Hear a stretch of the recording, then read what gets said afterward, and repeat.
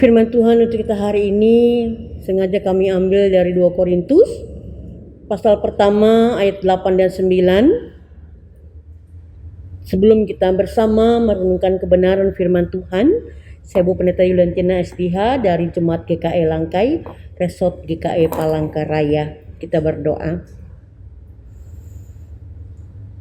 Biarlah hari yang baru ini Tuhan dapat kami lakukan dengan baik sesuai dan seturut dengan kehendak-Mu, sehingga firman-Mu yang ditaburkan menjadi berkat bagi banyak orang.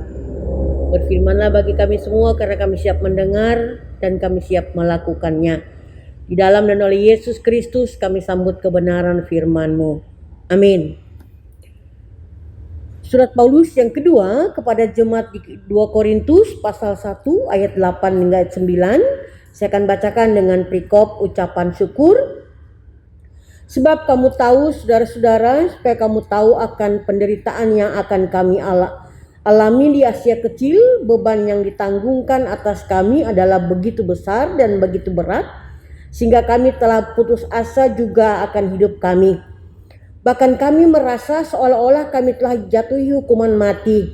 Tapi hal itu terjadi supaya kami jangan menaruh kepercayaan pada diri kami sendiri, tapi hanya kepada Allah yang membangkitkan orang-orang mati.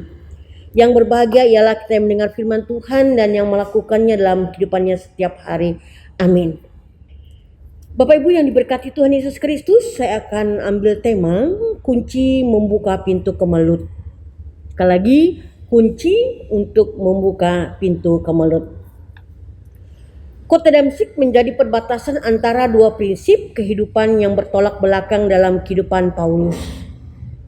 Ia berangkat menuju Damsyik dengan kepercayaan penuh akan kekuatan apa yang akan dialami di dalam dirinya untuk menghentikan pemberitaan kabar baik. Namun cahaya kemuliaan Tuhan menghentikan langkahnya dan membuat dia mengerti akan kekuatan Tuhan yang ia butuhkan untuk memberitakan kabar baik. Sehingga ia menyatakan, beban yang ditanggungkan atas kami begitu besar dan begitu berat. Tetapi hal itu terjadi supaya kami jangan menaruh kepercayaan pada diri sendiri, tapi hanya kepada Allah. 2 Korintus pasal pertama ayat yang ke-8. Bapak Ibu kekasih Tuhan, Paulus menjadikan setiap tantangan yang ia hadapi menjadi arena pelatihan dirinya untuk mengalihkan kekuatan dirinya sendiri kepada Tuhan. Ia mengerti akan pentingnya mempercayai Tuhan atas situasi-situasi kehidupan yang dihadapinya. Kepandaian otaknya serta ilmu agamanya yang tinggi ternyata tidak banyak menolongnya dalam menyelesaikan tantangan kehidupan yang dialami oleh Paulus.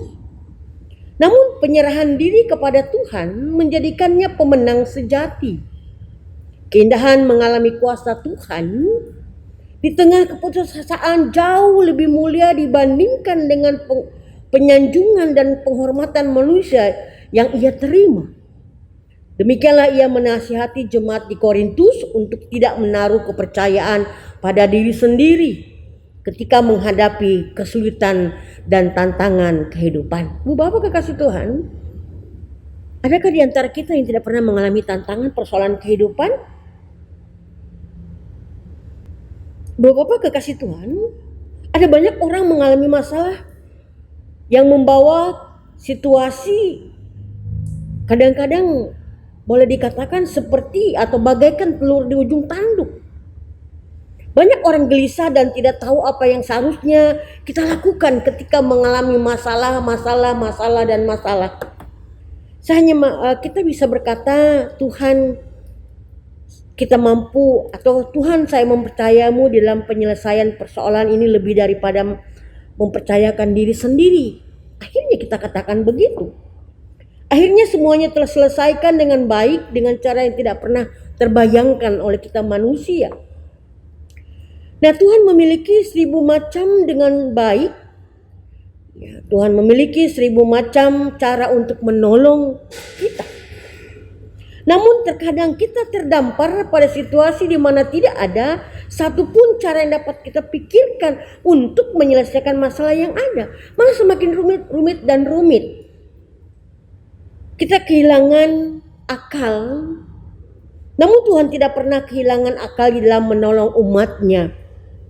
Kita hanya perlu menggalang kekuatan tersisa untuk mengalihkan kepercayaan pada diri sendiri kepada kepercayaan kepada Tuhan. Disinilah letak penyerahan diri kita kepada Tuhan ketika kita mengalami permasalahan kehidupan.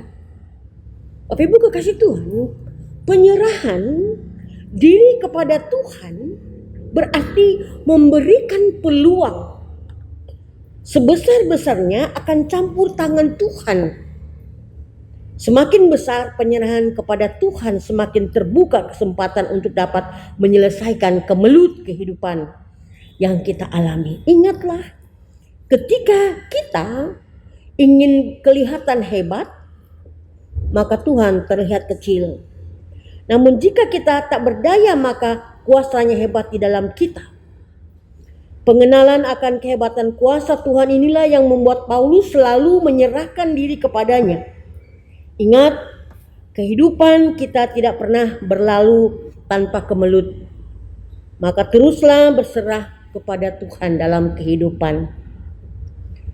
Bapak Ibu kekasih Tuhan, keengganan kita berserah kepada Tuhan akan membatasi kuasanya untuk menyelesaikan kemelut kehidupan atau untuk menyelesaikan kemelut hidup kita manusia. Sekali lagi, keengganan kita berserah kepada Tuhan akan membatasi kuasanya untuk menyelesaikan kemelut hidup kita. Masihkah kita mempertahankan persoalan-persoalan yang sedang terjadi dan terkadang kala itu yang menjadi beban berat yang kita alami dalam hidup kita? Mari Ibu Bapak kekasih Tuhan, kita membuka pintu kemelut, datang kepada Tuhan. Itu yang akan menolong dan memberkati kita. Amin. Kita berdoa. Terima kasih Tuhan. Tuhan Yesus, kami banyak mendapat satu berkat daripadamu yang terkadang tidak dapat kami pikirkan dengan akal dan pemikiran kami manusia, tapi Tuhan telah berikan kami.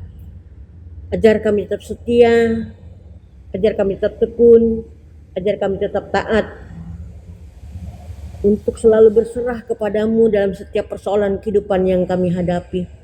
Sehingga kami tidak mudah menyerah dengan keadaan-keadaan kami, tapi kami tetap berjuang bahwa Tuhan selalu menolong dan memberkati kami. Terima kasih Tuhan Yesus. Di dalam namamu kami berdoa. Amin. Salam, Tuhan Yesus memberkati.